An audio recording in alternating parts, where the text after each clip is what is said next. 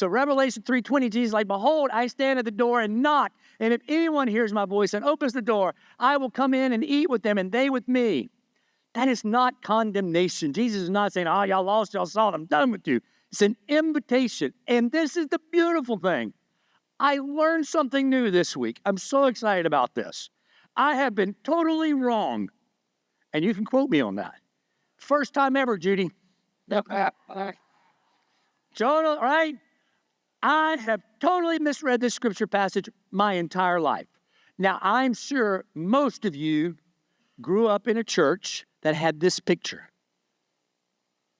That is the worst picture in Christianity, by the way, because Jesus does not have blonde hair and blue eyes. Let me just be clear on that, all right?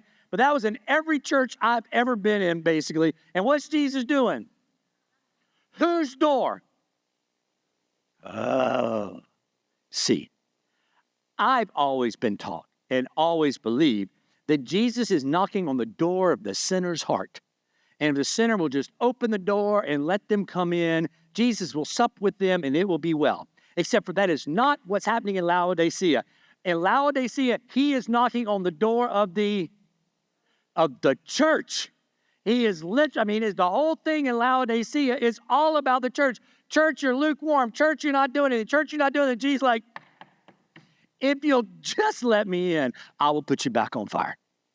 If you'll just say yes to me, I'll do it. Jesus isn't knocking at the door of the non-believer. He's knocking on the door of the church, the Laodicean church, which has become lukewarm. And he's saying, man, let me back in.